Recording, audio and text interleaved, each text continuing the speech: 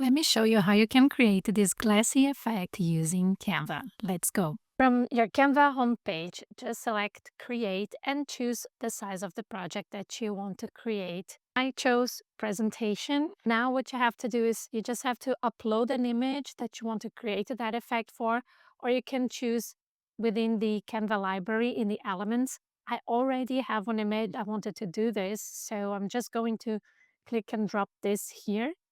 I'm going to adjust this a little bit. I really like this image. And now what we're going to do is you go to Elements and search for Shapes. In Shapes, I'm going to select this one. And now you feel free. This is like the size that you want to set the glass effect for. Let's say this will be a presentation that you want to have, and here you want to have like the text, title of the presentation, or let's say it is an Instagram post and you want to use like this glass effect to write something here. So you choose the size you want. After doing that, I'm going just to change the color. I'm going to choose a color that is already in the image, and that is like a glass color. I really like that because it already will help for the glass effect. I don't like this one. I'm searching for something a bit lighter. Yes, this is super cool. And now you're going to reduce its transparency. This is going to reinforce this glass effect later on, okay? And now to make it easier for you, go to File, Settings, Show Rules and Guides in case these rules are not appearing there for you. If they are, just click and drag them here exactly where your square is. This will help you for the next step, okay? Now we're going to add the same image again to the design. Let me find it. And now we're going to make it fit here in the same size of this square that we've drawn, okay? So just drag here the sizes you see as I'm doing. And now we are going also to add the corner. I think it is about 45. If you cannot see, if this becomes like difficult for you to see, just go to Position and send it shortly to the back so you see if it is matching like the same corner that you, if you want to have like this cornered as I wanted, you can also leave it as a square if you prefer.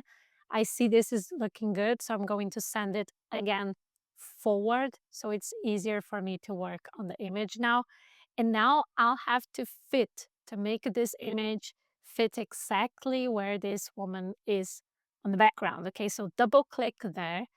Now we have to drag these points here, and I'm going to reduce the zoom here to have more control of the image. So you see I'm making it just fit into the same size as it is in the background. I think this is looking good already. Yes, you can barely see the image now, but don't worry, just click there. Or if you're in doubts where you are, just click on Position, Layers, to select the layer in which you have this squared image, because now we're going to edit it, okay? We're going to click on Edit. Having that selected, click on Edit. And now look for blur. We're going to blur the whole image to about 45. I think 45, something between 45 to 60 will also give this nice blur effect, okay? You see you already have it. Now we're going to make it a little bit more realistic by adding like a stroke here.